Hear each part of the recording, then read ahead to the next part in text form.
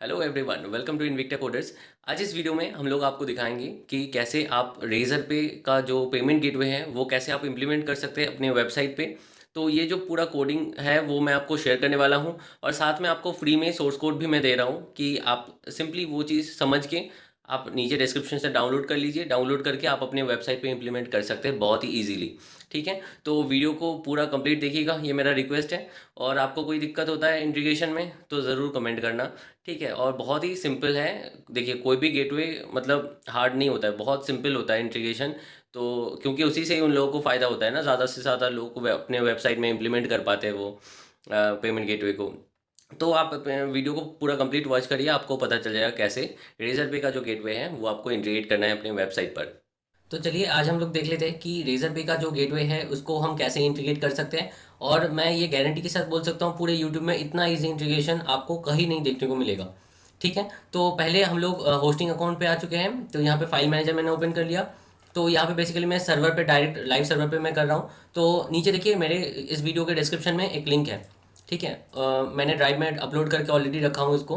तो आप पहले वो डाउनलोड कर लीजिए सोर्स कोड। ठीक है, एकदम फ्री में आपको मिल जाएगा, कोई दिक्कत नहीं है। तो वहाँ पे आपको मिलेगा रेजर पे। ठीक है, रेजर पे नाम से आपको ये फाइल डाउनलोड हो जाएगा आपके यहाँ पे। ठीक है, आप जब उस लिंक से डाउनलोड करेंगे तो ये वाला फाइल जिप फाइल आपका डाउनलोड हो जाएगा।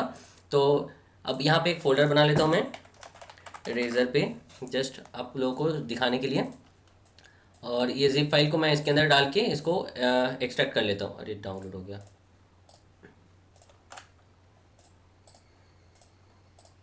यहाँ पे मैं एक्सट्रैक्ट कर लेता हूँ। देखिए यहाँ पे एक्सट्रैक्ट हो चुका है।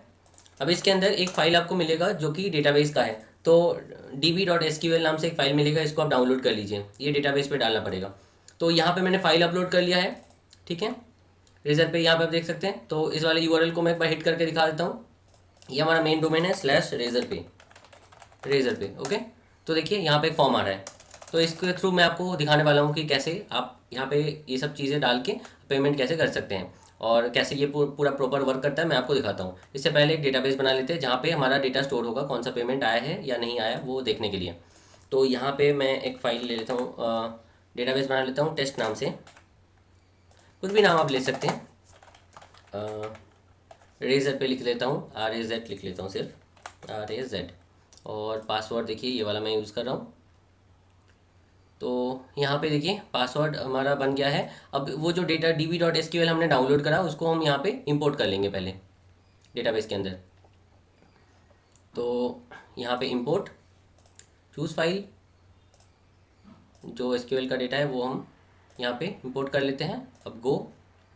तो देखिए यहाँ पे ऑनलाइन पेमेंट नाम से यहाँ पे आ गया है। तो जितने भी पेमेंट होगा यहाँ पे हमारा पूरा रिकॉर्ड रहेगा, पेमेंट हुआ है कि नहीं, क्या स्टेटस है, ये सब चीज़ों का। अब ये जो हमें डेटाबेस का नेम मिला है और यूज़र आईडी पासवर्ड जो हमने बनाया, तो पहले हम लोग जाएंगे रेजर पे, यहाँ पे फाइल्स पे, रेजर पे। तो इसके अंदर आके आपको config.php पे सॉरी यहाँ पे डेटाबेस config.php पे आना है।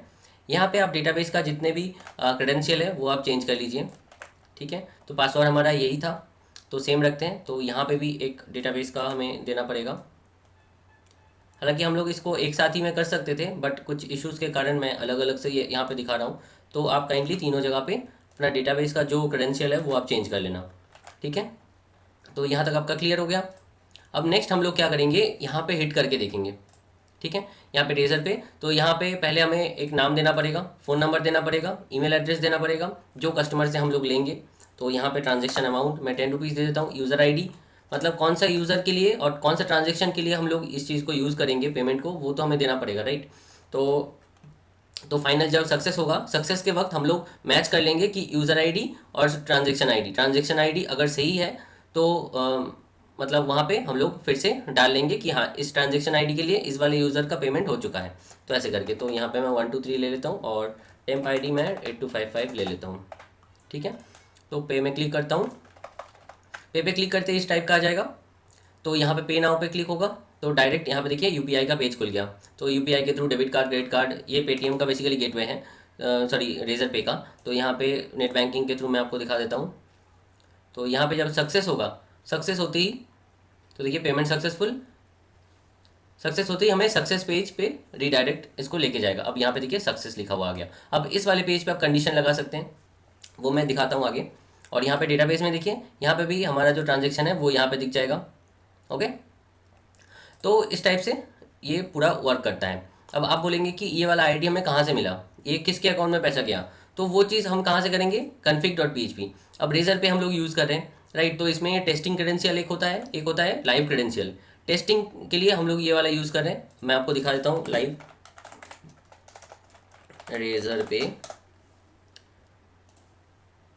रेजर पे आपका अगर अकाउंट नहीं है तो पहले अकाउंट बनाना पड़ेगा आपको।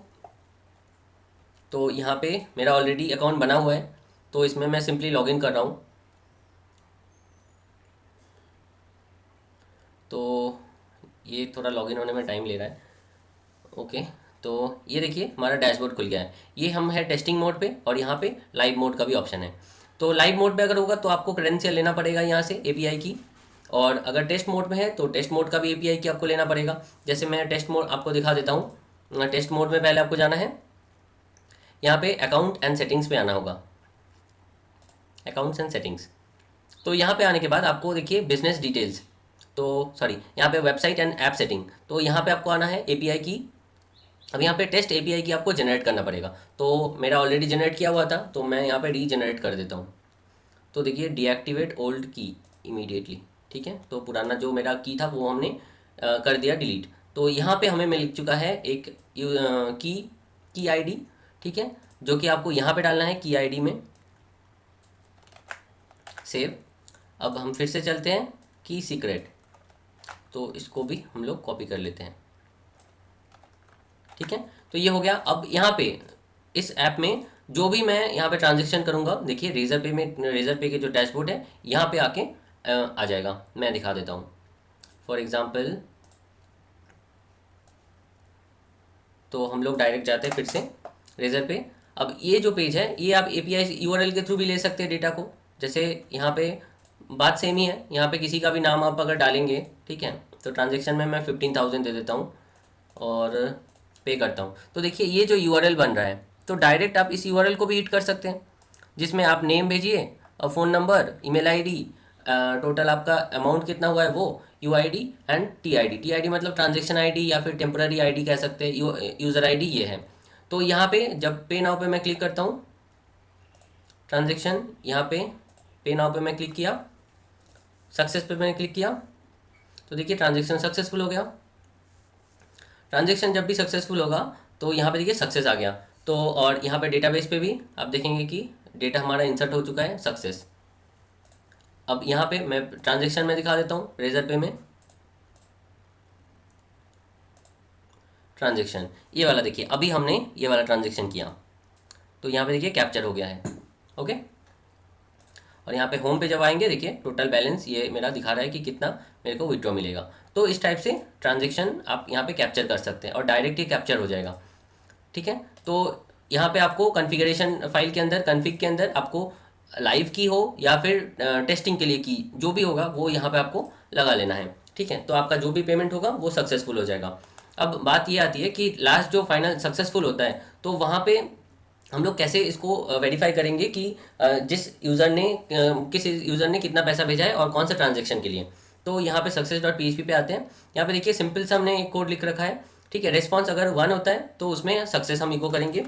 एल्स पार्ट में लिख लेता हूँ, एल्स में क्या इको होगा, फेल्ड। तो हम लोग चाहते हैं कि यहाँ पे कुछ और शो हो, जैसे यहाँ पे कस्टमर का phone number, user ID, temporary ID and आपका स्टेटस। तो यहाँ पे मैं एक काम करता हूँ, इसको $MSG मतलब मैसेज इक्वल्स टू ये कर देता हूँ अगर सक्सेस होता है तो। अगर फेल होता है तो इसमें लिखा हुआ आएगा फेल्ड, ठीक है। अब यहाँ पे मैं इको करा देता हूँ पूरे चीज़ को। जैसे हम लोग लिखते हैं योर ट्रांजेक्शन इज़ क्या होगा, फेल्ड या ये करना पड़ेगा, तो PHP, तो हम लोग इको कर लेते हैं $MSG मैसेज। ओके, तो यहाँ पे मैं एक बार रिफ्रेश करके दिखाता हूँ। देखिए योर ट्रांजेक्शन इज सक्सेसफुल होना चाहिए था, ठीक है। ट्रांजेक्शन ये वाला हो गया। और इसके बाद फिर हम लोग क्या लिख लेते हैं कि यूज़र आईडी क्या है इसका, यूज़र आईडी हमारे पास है UID, तो यहाँ पे मैं डाल लेता हूँ UID। और टेम्पोररी नंबर कौन सा टेम्पोररी नंबर के लिए ये आया है, तो टेम्प, या फिर आप कह सकते हैं ट्रांजेक्शन आईडी, तो TID मैं लिख लेता हूँ यहाँ पे, TID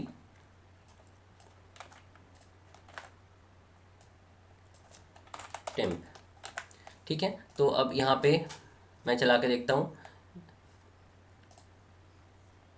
तो इस टाइप से कर सकते हैं। अदरवाइज मैं आपको और एक आइडिया देता हूँ, यहाँ पे आप ऐसा भी कर सकते हैं कि अगर ये ट्रांजेक्शन सक्सेसफुल हुआ है तो यहाँ पे आप रीडायरेक्शन लगा सकते हैं कि किसी दूसरे वाले पेज पे जाके ये हिट करे, तो वो भी यहाँ पे हो सकता है। जैसे ट्रांजेक्शन अगर सक्सेसफुल होता है तो google.com पे जाना है, तो आपको लिख देना है हेडर, यहाँ पे लोकेशन।